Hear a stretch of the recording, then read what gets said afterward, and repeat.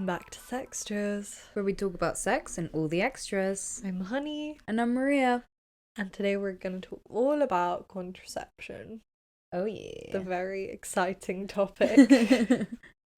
a cute little useful guide.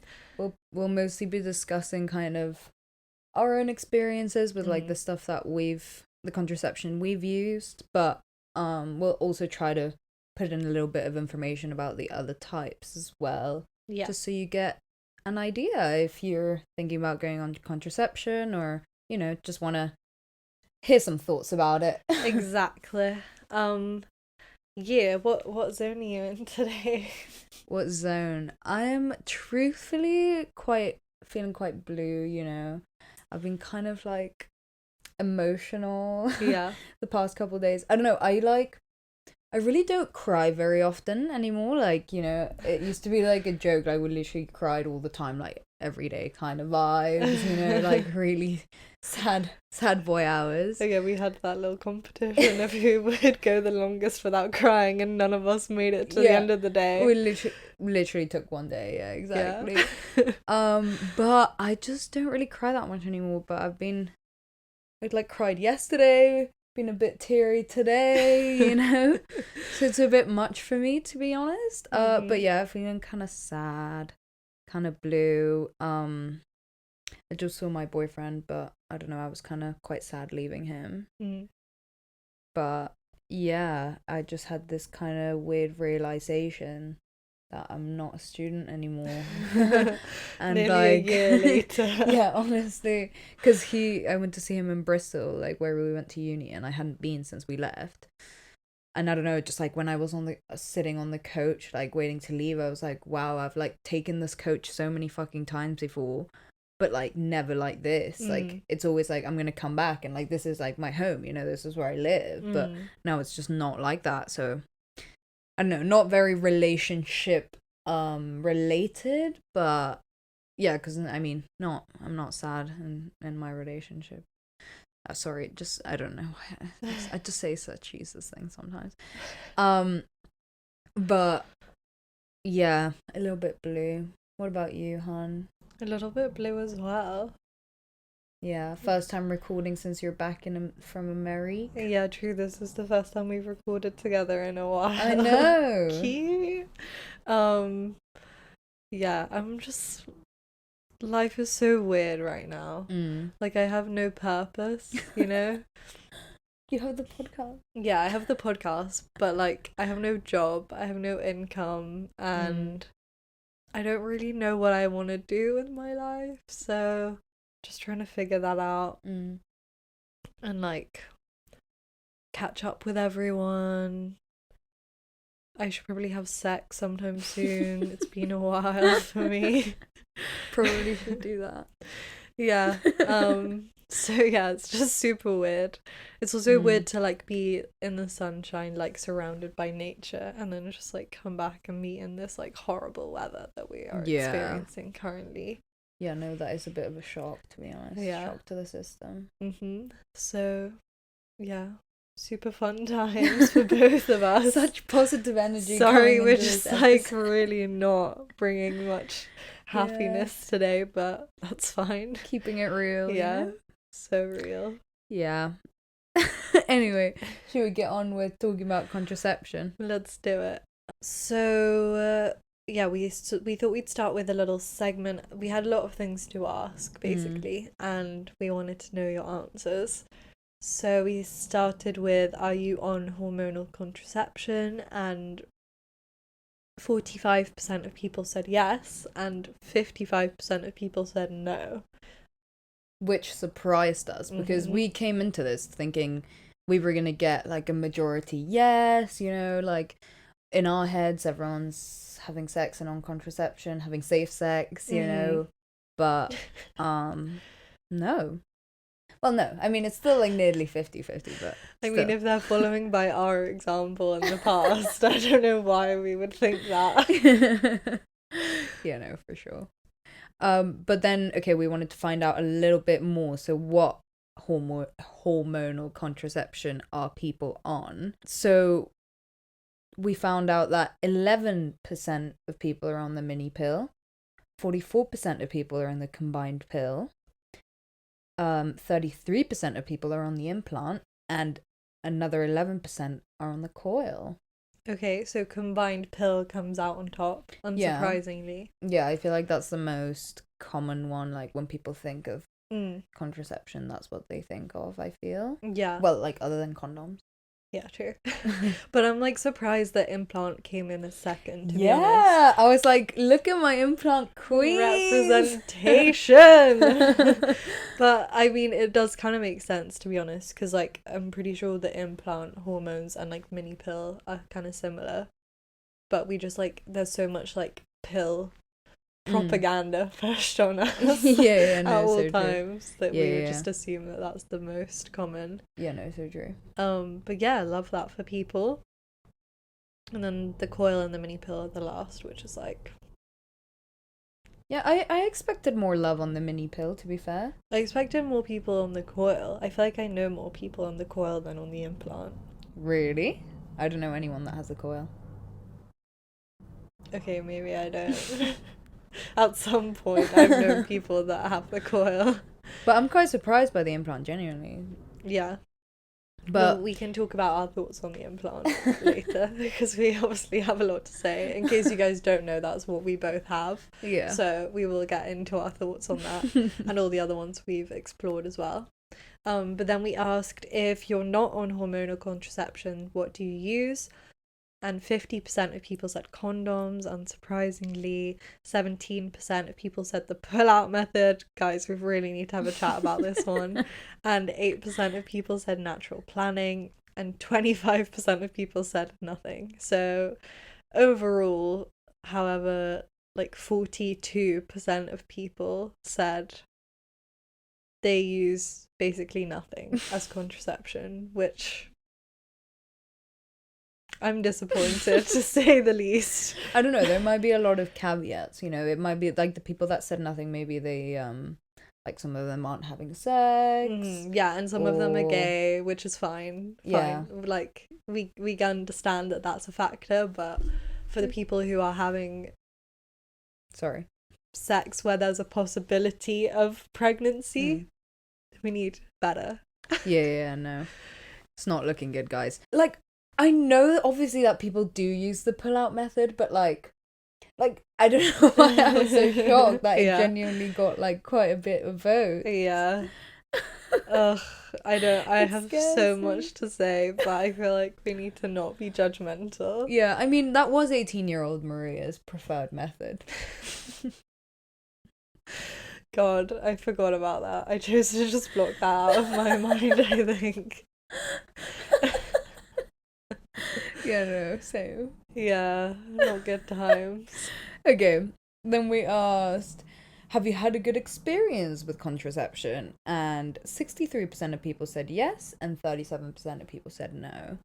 I think this is surprising. I've literally never had a good contraception experience in my life. Yeah, no, genuinely, I've heard way more bad stuff about it than good stuff. But I guess, like, in the grand scheme of things, like, it's doing its job. Mm-hmm. So, like, that's true. Whatever. At least I don't have a baby, you know.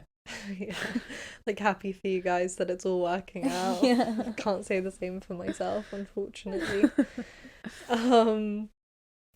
And then we asked, do you use contraception, specifically hormonal contraception, mainly to prevent pregnancy or to balance out hormones? And mostly people said prevent pregnancy, and very few people said to balance out hormones, which again I feel like is expected. Yeah.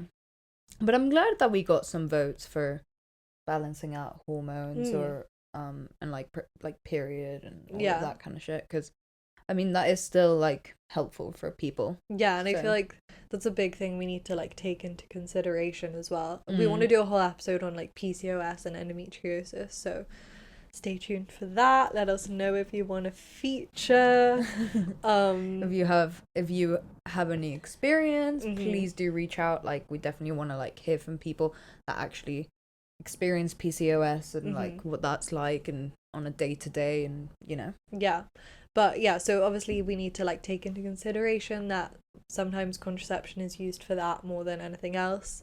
And even if you don't have those things, maybe your hormones are just like super out of balance, or like your periods are super unreliable or whatever.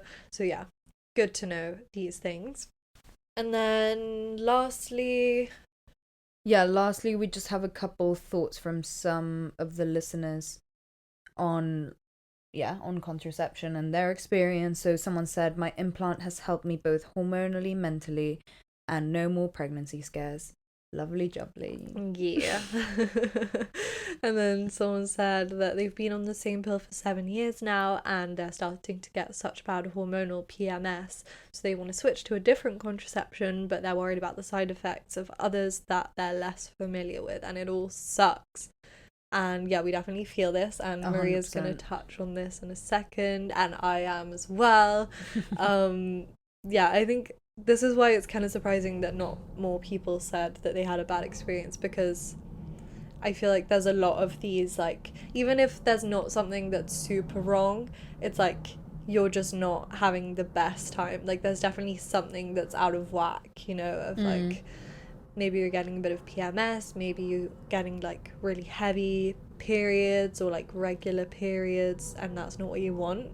So it's like super hard to kind of explore the options and to know exactly what's going to be best for you, especially because like everyone reacts to different things differently. Yeah, 100%. That's what I wanted to say. It's like, it's very much a like, is not a one size fits all, and like, you know, the symptoms and side effects that like might be listed on like a certain pill or the implant, or you know, whatever type of contraception, like it might not be how you necessarily react. And like even within those side effects and symptoms list, like there's so much variation of like, it literally says like could cause heavy bleeding or like stops periods altogether, you know what I mean? And it's like you don't know what's gonna happen to your body, and that's why it's so like it's so frustrating, because it's like, what do I do when I don't, like, what if I commit to this? And not that you have to commit to anything, you know, like that's also the thing with it, like you can like try out different things, and like that is also good, obviously, because then you can find one that's good for you. But like the hassle of that and like messing with your hormones is so fucked, like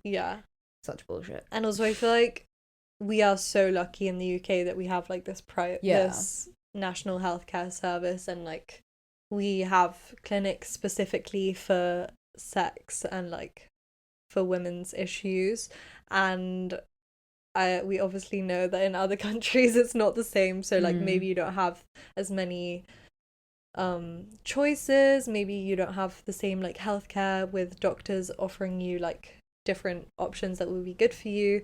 So yeah, it's like we have to acknowledge that we are super blessed in some ways, but it's still like shit for us even saying all that, you know. But yeah, we have a lot to say, and we'll get into our own experiences and also just like a bit of the like overall advice that we have in a second. But we're going to take a little ad break. So we'll see you in a second. We're so happy to be partnering with Manscaped again, particularly as it is Testicular Cancer Awareness Month. Definitely. You should go to manscaped.com to check out what they're doing with the We Save Balls initiative, where you can even find out how to check your own balls. We love that Manscaped's whole ethos is to bring awareness to men's health and hygiene. If you have any men in your life, you probably know that they tend to neglect these things, so it's great that they're trying to help them out with that. And they've sent us the Performance Package 4.0. It comes in this beautiful little bag that has a whole load of products to help men gain control of these things. It includes the Lawnmower 4.0 that uses skin-safe technology. It has a ceramic blade. It has a little light so you can see what you're doing down there, avoid any nicks or ingrown hairs or anything like that. Yeah, it's incredible. And you can go right in with the Crop Preserver right after that, and the Crop Reviver. And these are a ball deodorant and a ball toner, and what they're going to do is just prevent that irritation, that redness, those ingrown hairs, and keep everything smelling incredible. Yeah.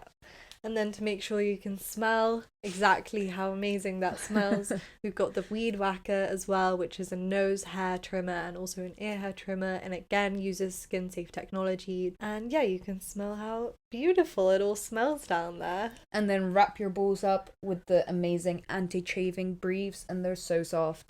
And honestly, you guys should go check it out. If you go to manscape.com, you can get 20% off and free shipping with the code SEXTRAS20.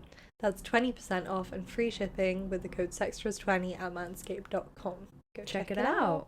Do you want to talk a little bit about, like, I don't know, well, like, when did you go on contraception? Why? And, like, did you feel a type of way about it?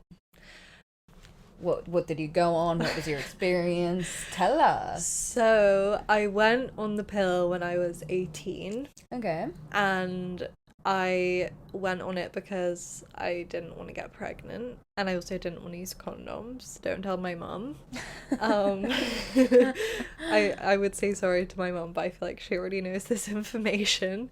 And I went on the combined pill. I basically went to my doctor, who's like such a funny woman. She's like just super serious, super straightforward, and I was like, yeah, I think it was at the end of another appointment, and I was like, yeah, I also want to go on the pill. And she's like, oh, so you've got a boyfriend then? And I was like, no, I actually don't. I just, just for sexual purposes. And she's like, okay, whatever you want. And she's like, I feel like this is the best one to start with. And I was on microgynon, I don't know how the fuck you say it. I've heard so many people say it different ways. And yeah, I kind of just thought that was like what you were supposed to do, to be honest. Yeah. I kind of just left it like out in my house because I didn't want to tell my mum about it, and she obviously saw it, and then she was like, oh. So were you already like sexually active for a bit before you went on it? No, I think I literally had sex like once. Okay, and you were like, okay, gotta get on it. And also, also before this, I guess this counts as contraception, but I did take the morning after pill like the first time I had sex with a guy, even though it was like literally no chance of me being pregnant. I think I just really wanted to take it, and I think he paid for it, so I was like, feminist queen. I remember that day. So yeah, that was my initial experience. What about you? And when you when you went on it and stuff, did you like it? Did you experience any like bad side effects, or was it kind of just smooth sailing? It was fine. I was on it for a while, like a year and a half before I was like, I'm gonna change, because I kept getting thrush, and I didn't realize that was like because of the pill. But then I spoke to loads of people, none of them really knew what to do, and then one doctor randomly was like, oh, maybe it's your pill, and then I switched pills and I stopped getting thrush. So oh, okay. Yeah. Okay, but you liked it up until the thrush situation? Yeah, I didn't really have any problems with it other than a pharmacist refusing to give it to me once when I was doing my A-levels, and I was having a little mental breakdown. Oh yeah, I remember that as well. So that was rough times. Yeah, because then with the pill, like, how you have to, like, they usually give you like up to 3 months or something, no, and then you have to like go refill it, and then they take your blood pressure when you like are refilling your thing. Yeah. And yeah, but I had already had my blood pressure taken by my doctor, but this pharmacist decided it was his job, obviously, to control some 18-year-old girl's contraception, and I was in the middle of exams, like, stressed as fuck. I ran to this place to pick up my pill in this 20-minute, like, break I had when I was studying, and so my heart rate or my blood pressure or whatever was obviously kind of raised. He made me like do this blood pressure thing, which I already hate. Like I already have to do it like 5 times at the doctor's because I hate how the thing tightens around your arm. I hate it. I get so stressed out, and they always have to just take my pulse with their fingers because I can never like get myself to calm down. And he was like, no, your blood pressure's too high, you're too stressed. And I'm like, yeah, because I'm stressed as fuck. I'm in the middle of exams and now I don't have my pill, so I'm scared I'm gonna get fucking pregnant, you misogynist asshole. So then I just had to like go home and like sit in the knowledge that like I had sex recently and I didn't have my pill and I was in the middle of exams, which just added to all my stress. So that was my main bad experience with it. Yeah. But yeah, it was not really a problem with the pill itself, more with like the medical sphere in general. Okay, and then when you switched pills, did you switch to like the combined pill still?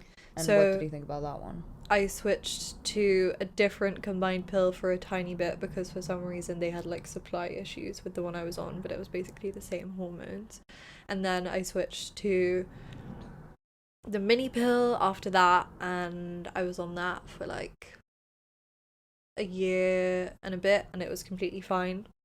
And then I was like, I want to be hormone free because I'm so quirky and I'm in a long distance relationship, so it's not like I'm having sex or like I'm gonna get pregnant. So I just came off the pill right before quarantine, and then I started fucking. I was actually fine. I was really happy for a bit, and then I was like, when my boyfriend came to visit, I was like, I'm gonna go back on the pill, and then I had all these problems, and I've basically been having problems since then. Damn. Yeah, and that was like 2020. Oh god. And now I'm on the implant, but we'll get into that. Tell us your contraception conception story. Well, I first went on the pill, I think I was like 17, and I went on it for like a really small period of time for some reason. Yeah. Because, okay, so I started having sex, like straight sex, and I was like, okay, I'll go on the pill. And then I kind of went on it for like a month or something, and then I think I kind of like stopped sleeping with this guy for a bit. So then I think I went off it. I genuinely don't really fully remember that period of my life, but yeah, and then I went off it. I literally was on it for like 3 months or something. Oh, weird. And then I just stopped. And that was the combined pill. And then I just stopped taking it, and then I kind of was like just contraception free for like the period in between that and when I went to uni. Essentially, I was kind of just like winging it, hoping for the best. Essentially. And then when I went to uni, I was like, okay, I should probably like go on contraception. So then right before uni, I went on I was just gonna go on the pill that I'd gone on like the year before. But then when I went to the doctor, he was like, oh, have you ever had a migraine? And I was like, yeah. He was like, oh, okay, then you can't go on the combined pill, like we're gonna have to put you on the mini pill. And I was like, okay, that's fine. Yeah, like I didn't really care. And then, yeah, I went on the mini pill, and I was on that for like maybe a year or like around a year. And it was okay. Like I didn't have any really bad side effects or anything.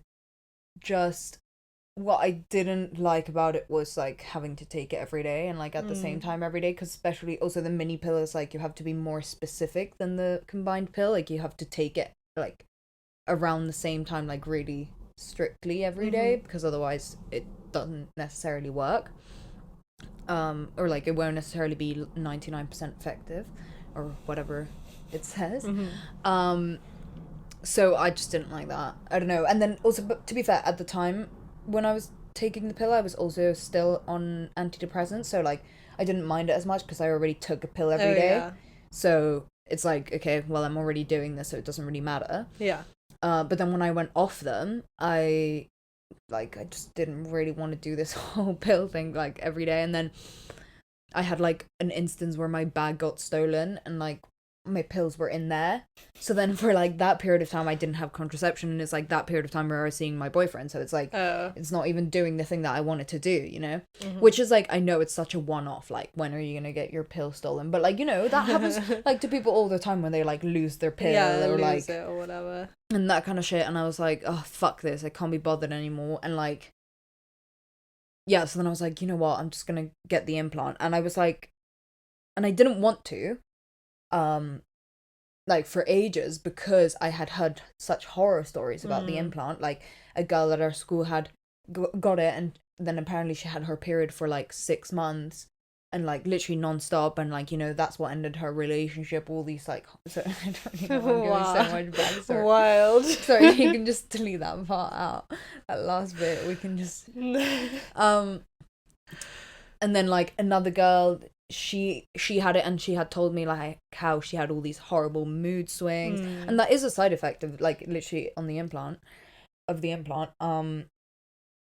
all these like weird mood swings, and she was like so moody and like just not herself. And then like our friend who also got the implant, she said like about also the mood swings and the period thing. So I was like, okay, yeah, this looks like bad vibes, like I'm not gonna go there. But then I was like, you know what, I kind of need a more like permanent solution than the pill. So I'm just gonna do it. And then I just did it, and I really liked it. Like, did you have any of those problems or not?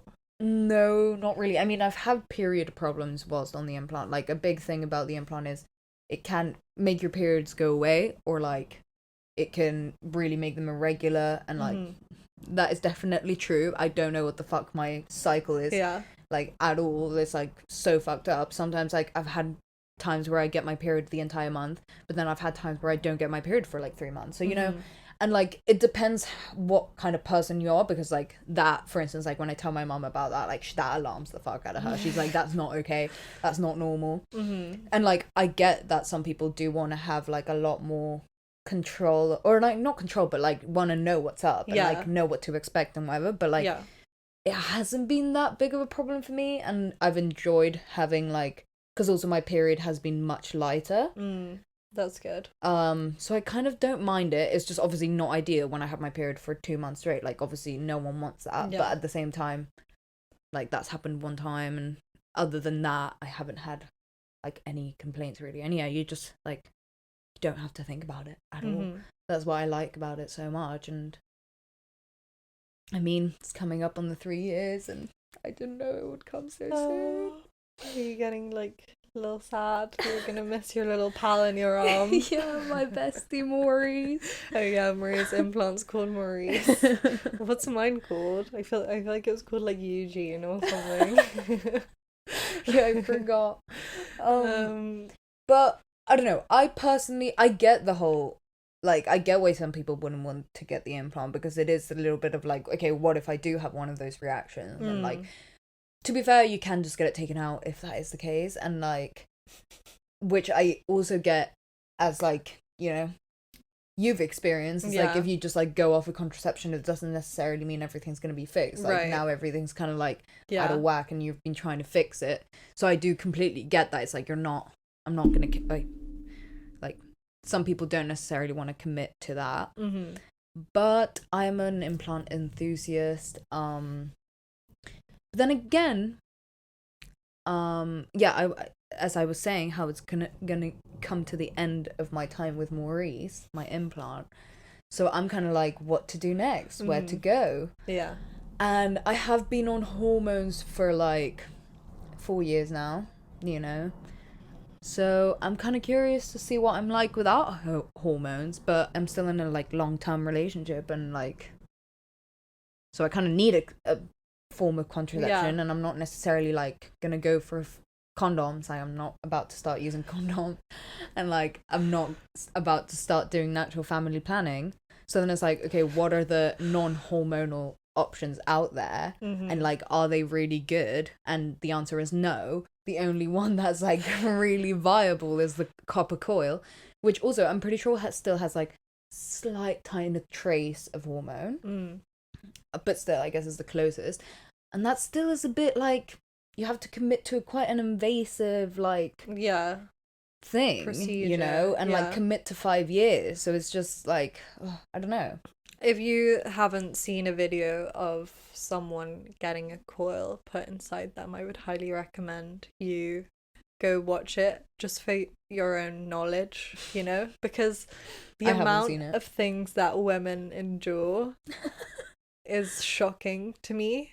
It's quite an invasive procedure, and they just like don't give you anything to help with the pain. So and I have heard it's painful. But then again, it's like you have to do it. Yeah, you're like kind of in pain and might have like shitty periods or whatever the fuck for the next 6 months. And then you can just not think about it for 5 years. Like that that is pretty nice. And like if it you're is the actually kind of person nice. that can like that can do that, you know, then it's fine. But for some people, it's like the thought of that pain or whatever is like not worth it to them, which I totally get. Like even for some people, getting the implant is not worth it. Yeah. So I totally get that as well. And like, to be honest, I was a bit skeptical of getting it. It was more just like I thought that it would help stop my bleeding problem, which it hasn't. But like it didn't really hurt at all. It's more just like the thought that I have something permanently inside me that is like kind of triggering to me. Some people in don't some like way. that. I kind of find it cool. Yeah, because I feel like I'm the kind of person that is like super easy for me to take a pill every day. Like I literally have never forgotten once to take my pill. Whereas, I mean, you said at the time you were on antidepressants, but I don't know if now you'd remember every day. Oh no, I'm not going back to the pill. Like that life is not for me. Yeah, so, but yeah, actually, before we get into like the other options. Wait, can you repeat that because I hit my microphone? Before we get into like the other options, I want to talk a bit more about my like myself and my bleeding issues. Yes, please do. Because I think this is just like a really good example of how things work differently for everyone. Even the same thing can work differently for the same person, and like it kind of blew my mind because I didn't know this, you know, and I want people to know and like not make the same mistake that I made. Not that it's necessarily going to happen to you, but you know, just in case.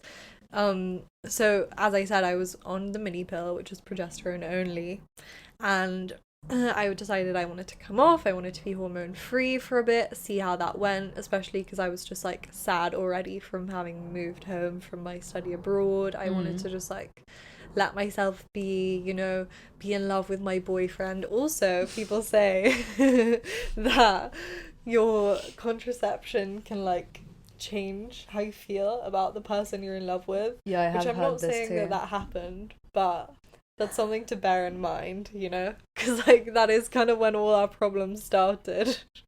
Yo, my lord, what if I like go off hormones and then I like my relationship fucks up? I'm sure it won't. You're like a lot more stable than we were. But anyway, carry on. Sorry. So yeah, I go off my pill and then he's gonna come visit. So I'm like, okay, I'm gonna start taking it again. I didn't even really like talk to anyone about it, which maybe I should have, but I did some research and like it just said you could just start again. Like you didn't even need to consult with your doctor. Also, if I had tried to, my doctor would like not have cared. They would have just been like, okay, just do it. Like, why are you asking? So I took the liberty of doing it myself and it was all fine for like a few weeks, and then I started getting these crazy mood swings, like up and down, like it was wild. When my boyfriend came to visit, it was really bad because I was being horrible to everyone. You weren't here this summer, so you didn't have to experience this, but I was really being quite horrible.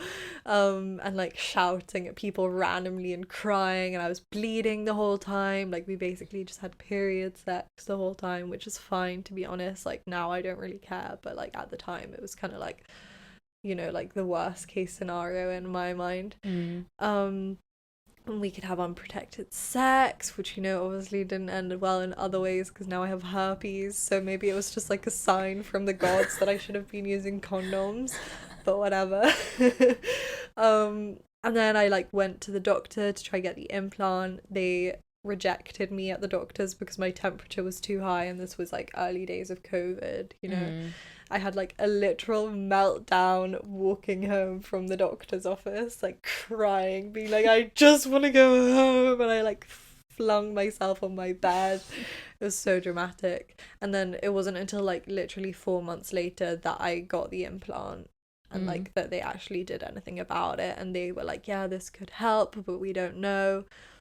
And I have had it for like 2 years, like 1.5 years now. I've literally been bleeding the whole time. I've been on a pill on top of the implant to balance out my hormones, and that was for 3 months. It was estrogen. I didn't want to get a thrush again. I didn't, luckily, but it was like a whole worry. I stopped bleeding for those 3 months, and now I'm bleeding again pretty much solidly since Christmas Day. God. So yeah, I think I'm gonna get my implant taken out, is the Yeah. moral of this story, and I think I'm just not gonna be on any contraception because I don't need to be. I use condoms anyway. I have to because I have herpes.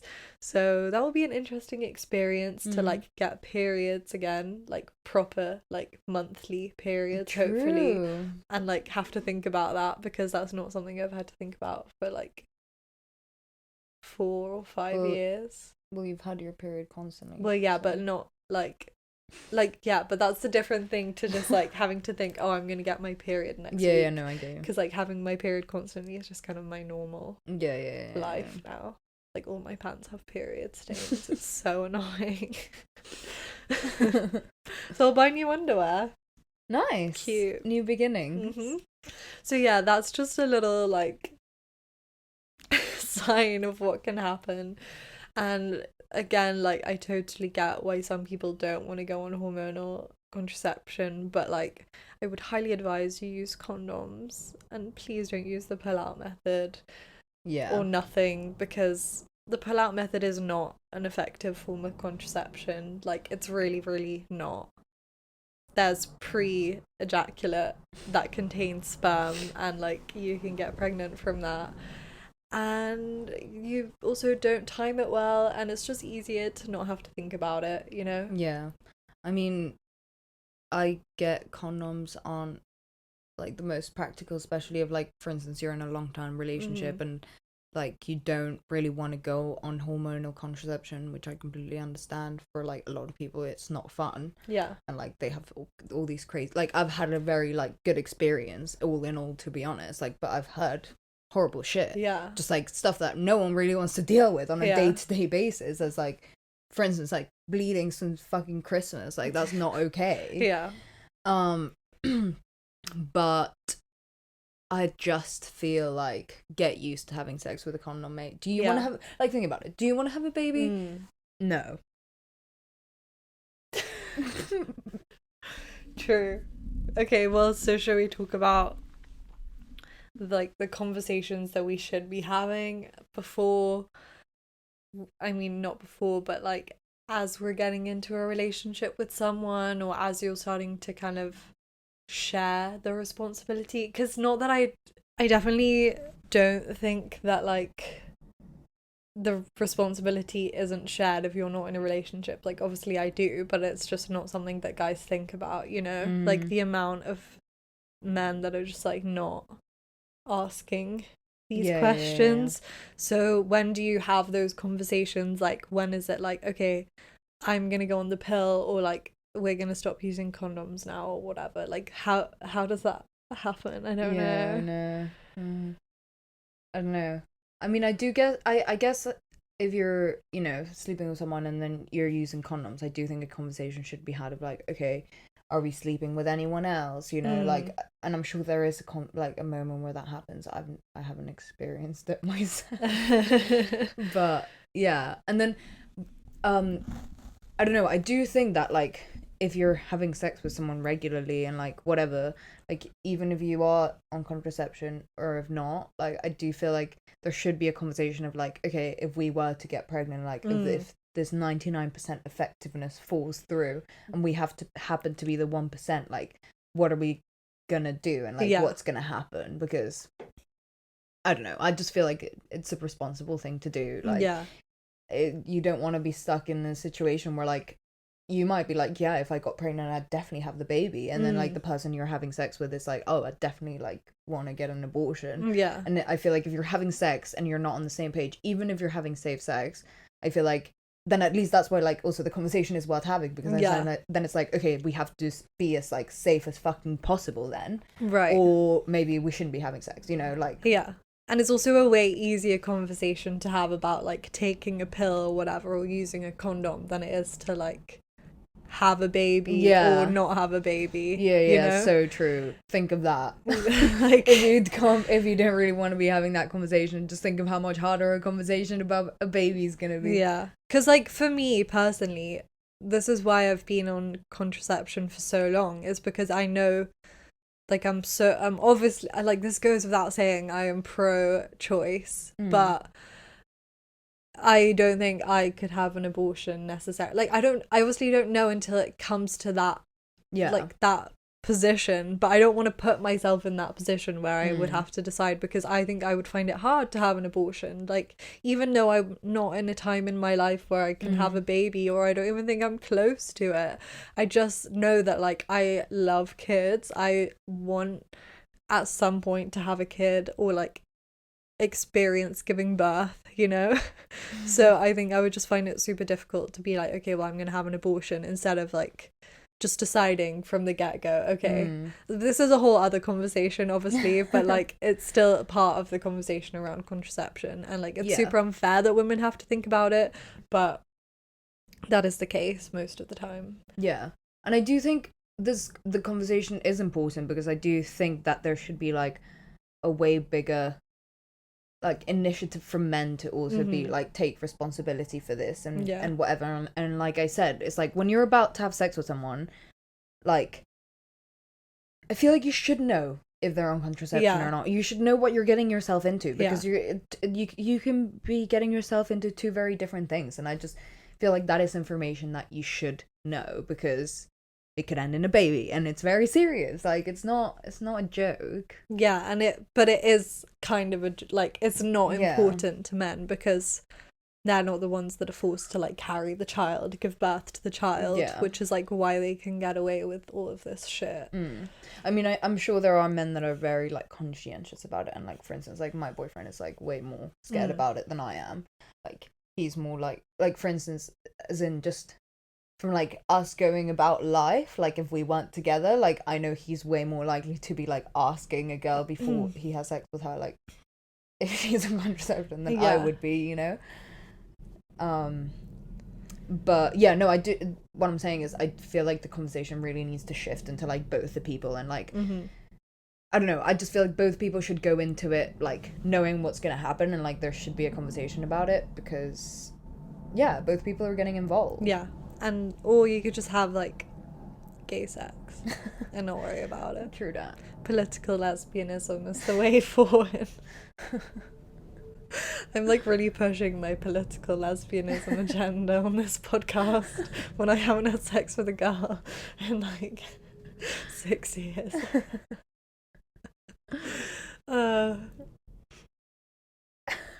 Or get herpes, then you'll have to use a condom. I mean.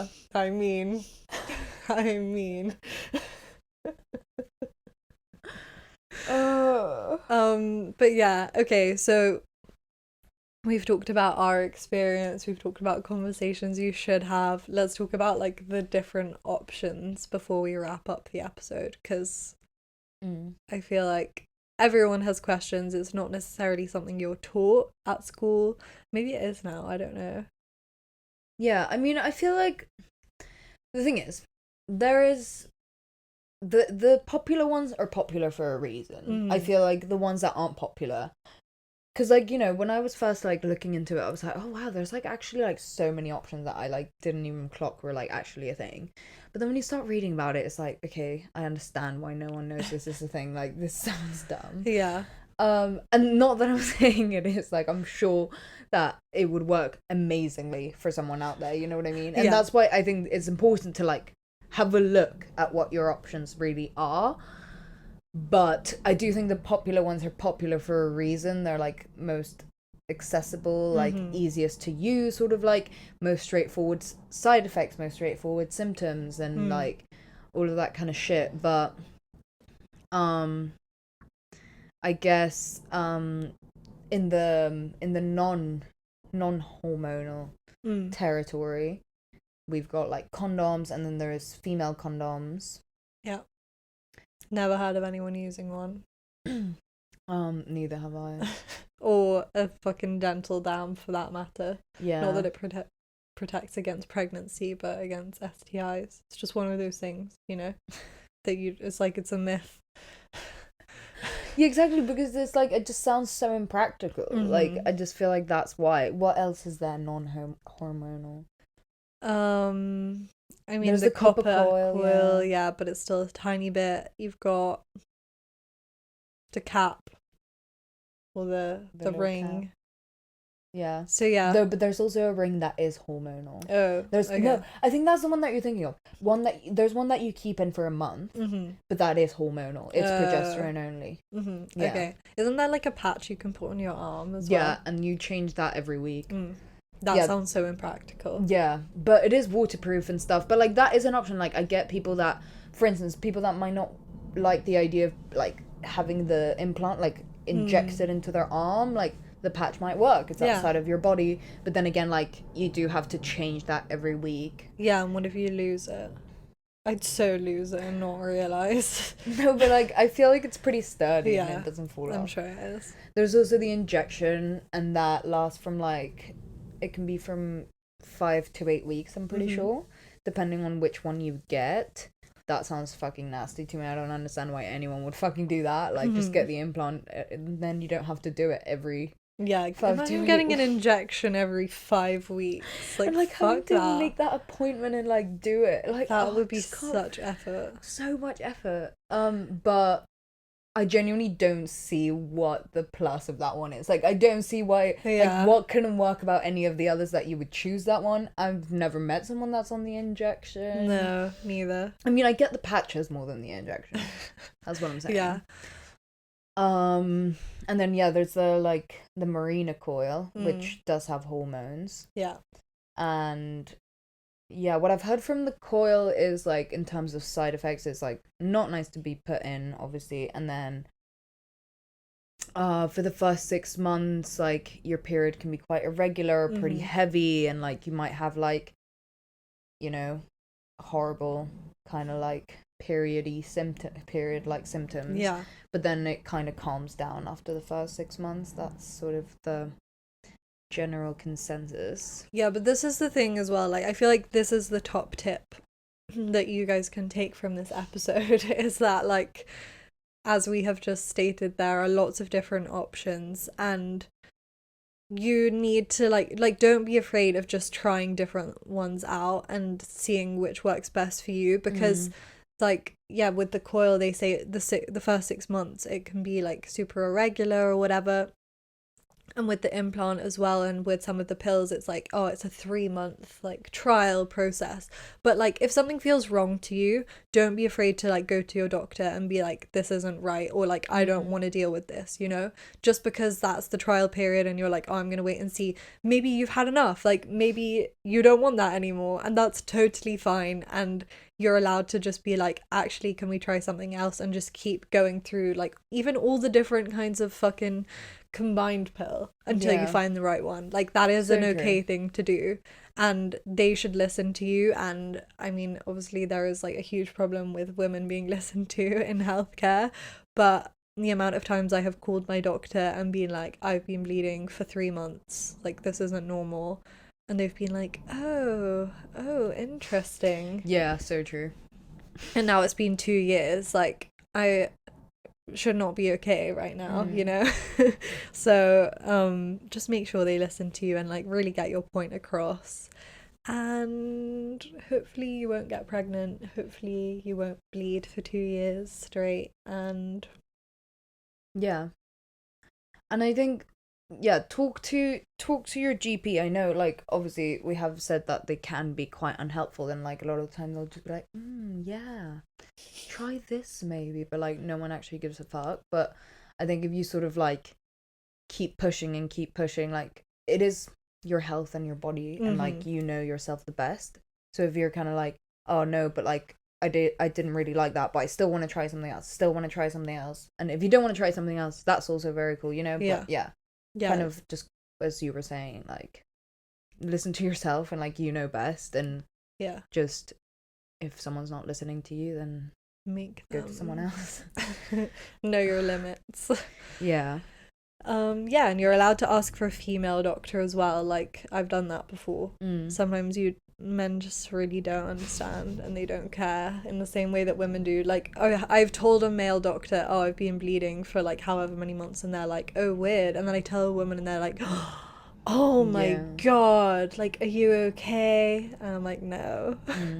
So But yeah, anyway, hope this was helpful in some way. We have a whole beautiful post Maria did on our Instagram about contraception. We'll probably repost it, seeing as we're doing this episode, so you can go find that and like ask us any questions. Maybe I'll do a little blog post for the website about contraception as well. I'm about to do one about STIs that I finished like ages ago, but I never posted. So yeah, all these little bits of information will be available somewhere, or like go ask your doctor or whatever you feel most comfortable doing. But yeah, if you're having any problems, I'm really sorry. That sucks for you. We've been there, and hopefully our little problems will like help you understand that you're not alone. Yeah, you're not alone. And stop using the pull-out method. But yeah, so you can find more of us on Instagram and Facebook at Sextras Podcast. YouTube, go watch the podcast on YouTube, guys. Like, we do so much extra work just so that there are these videos for like the 10 people that watch them. So it would mean a lot if you could like go watch it.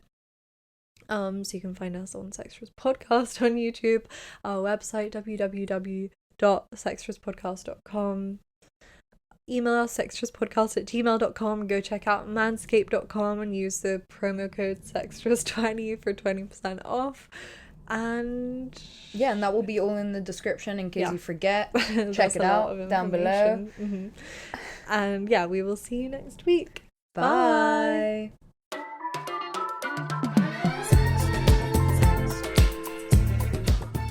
You've been listening to Sextras, presented by Honey Jane Wyatt and Maria Jose Hayodatiyi. Produced by Mable Productions.